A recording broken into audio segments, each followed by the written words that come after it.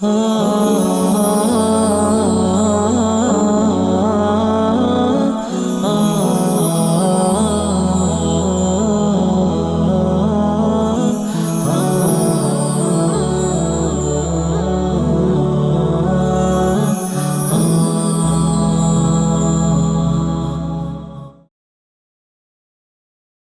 اللہ الرحمن الرحیم۔ شرح ابن عقیل کا پہلا باب ہے خطبہ، سبق نمبر 10 میں خوش آمدید۔ آج کے سبق کے اندر ہم 5ویں شعر کی ترکیب پڑھیں گے۔ عبارت دیکھ لیں آپ، اس کے بعد ترجمہ کرتے ہیں اور آخر میں اس کی تشریح کرتے ہیں۔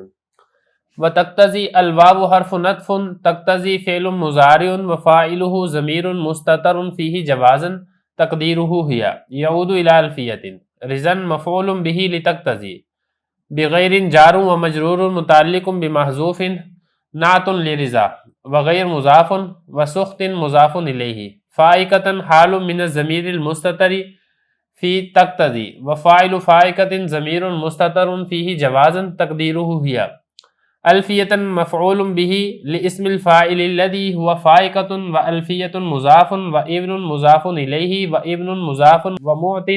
مضاف الیہ وجملة تقتضي مع فاعله وما تعلق به من المعمولات في محل جر عطف على الجملة الواقعة نعتا لألفية أيضا۔ عبارت میں نے پڑھ دیا آپ کے سامنے، اس کا ترجمہ دیکھ لیں، اس کے بعد ہم انشاءاللہ اس کی تشریح کرتے ہیں۔ حضرت فرما رہے ہیں کہ تقتضی، اس میں جو واو ہے حرف عطف ہے، اور تقتضی یہ فعل مضارع ہے، اور فاعل ضمیر مستتر ہے جو اس کے اندر چھپی ہوئی ہے جوازی طور پہ۔ تقدیر عبارت ہے ہیا،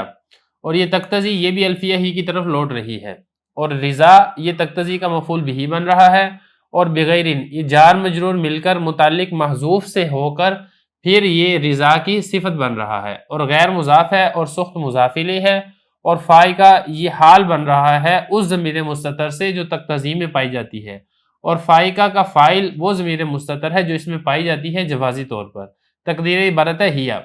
اور الفیہ یہ مفعول بھی بن رہا ہے اس اسم فاعل کا جو کہ فائقہ ہے، اور الفیہ مضاف ہے، اور ابن مضاف الیہ ہے، اور ابن مضاف ہے، اور موتن مضاف الیہ ہے،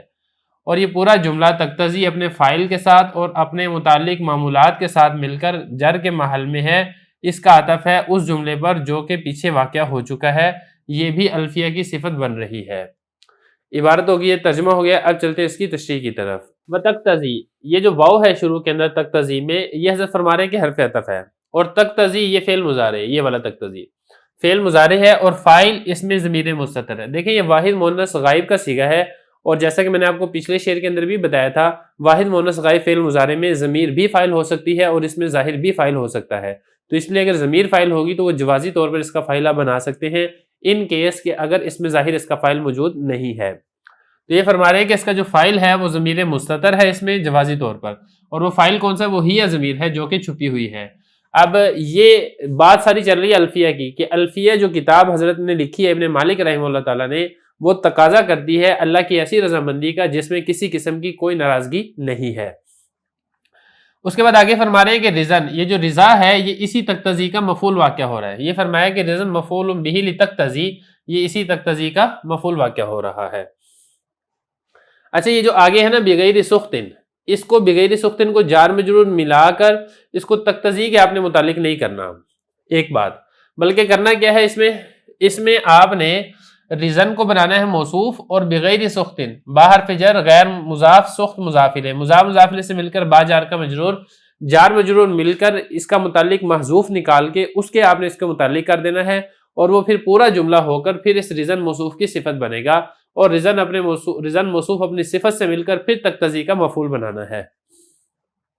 تو یہ فرما رہے ہیں کہ بغیر جار مجرور مل کر یہ متعلق ہوگا محذوف کے، اور متعلق محذوف پورا جملہ ہو کر یہ نعت یعنی صفت بنے گا رضا، اس رضا کی، یہ پورا جملہ اس رضا کی صفت بنے گا،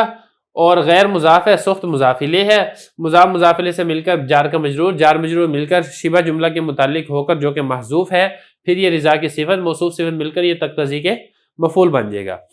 اچھا، یہ جو اگلا جملہ ہے نا فائقۃ الفیۃ ابن موتن، یہ جملہ اس تقتضی میں جو ہی ضمیر ہے اس سے حال واقع ہو رہا ہے۔ دیکھیں اگر آپ ترجمہ کریں گے نا اس کا، تو ترجمے سے آپ کو پتہ چلے گا یہ کتاب تقاضا کرتی ہے، الفیہ ابن مالک تقاضا کرتی ہے اس حال میں کہ الفیہ ابن مالک فوقیت رکھتی ہے الفیہ ابن موتی پر، تو ترجمہ خود بتا رہا ہے کہ یہ والا جملہ حال واقع ہو رہا ہے۔ تو یہ حضرت نے فرمایا کہ فائقتن یہ حال واقع ہو رہا ہے اس ضمیر مستتر سے جو کہ تقتضی میں پائی جاتی ہے، وہ تقتضی میں جو ہی ضمیر ہے۔ دیکھیے جو فائقہ ہے یہ تو ہم نے معلوم کر لیا کہ یہ پورا جملہ بن رہا ہے حال۔ اب اس پورے جملے کی ترکیب حضرت بتا رہے ہیں کہ فائقہ یہ شبہ فعل ہے اور اس میں ہیا ضمیر اس کا فاعل بن رہی ہے جوازی طور پر، کیونکہ شبہ فعل اس کا جو فاعل ہے وہ اس میں ظاہر بھی آ سکتا تھا، لیکن جو کہ اس میں ظاہر نہیں ہے اس لیے ہم نے اس میں ضمیر اس کا فاعل نکالا ہے۔ تو یہ فرما رہے ہیں کہ یہ فائقہ تو حال ہے، یہ تو ہو گیا۔ فائقہ کا جو فاعل ہے وہ ضمیر مستتر ہے، اس کے اندر تقدیر عبارت ہے ہیا، ایک بات۔ اور دوسری بات یہ کہ جو الفیہ ہے یہ اس فائقہ کا مفعول واقع ہو رہا ہے۔ یہ فرمایا کہ الفیہ مفعول بھی واقع ہو رہا ہے اس اسم فاعل کا الذی ہوا فائقہ، جو کہ اسم فاعل فائقہ ہے، تو یہ الفیہ اس فائقہ کا مفعول بھی واقع ہو رہا ہے۔ کیسے مفعول بھی بن رہا ہے؟ الفیہ مضاف، ابن مضاف الیہ مضاف، موت مضاف الیہ، یہ سارے مضاف الیہ مضاف مل کر پھر یہ اس فائقہ کا مفعول بھی واقع ہوگا۔ یہ فرمایا الفیہ مضاف ہے، ابن مضاف الیہ مضاف ہے، اور ابن پھر آگے مضاف ہے، اور موتن مضاف الیہ ہے،